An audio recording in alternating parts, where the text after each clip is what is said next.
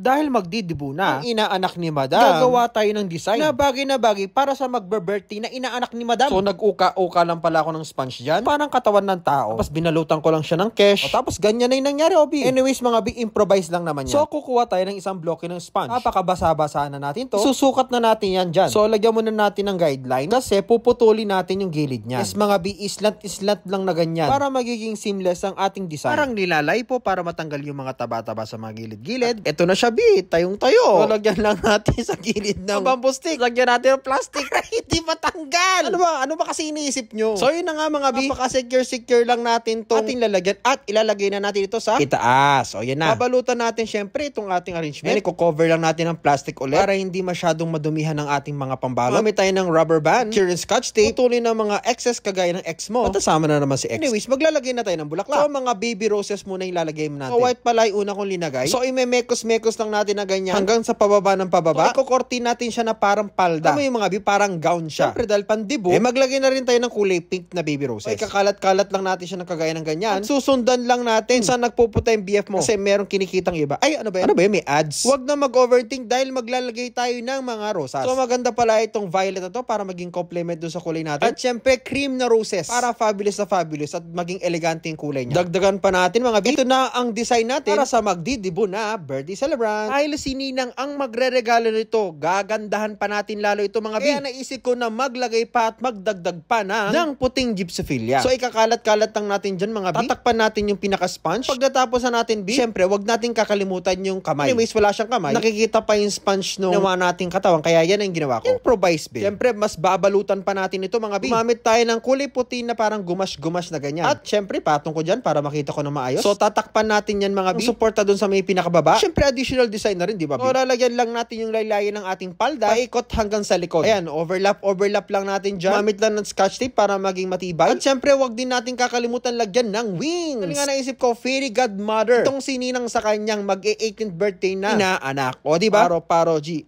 So, lalagyan lang natin yan dyan para matakpan yung pinagdikitan. Siyempre, para matakpan din yung mga chismis-chismis. Doblihin pa natin lalo ang pambalot. Siyempre, gagamit tayo ng rubber band para secure ng bonggang-bongga. Diba? Ang ganda na, no? Siyempre, lalagyan pa natin yan ng ribbon B. Sa pinakababa hanggang sa pataas. Charot, lalagyan natin ng ribbon para mas maganda lalo. Siyempre, wag natin kakalimutang sprayan mga B. O, diba? Napakaganda ng ating finished product na regalo ng ating fairy godmother.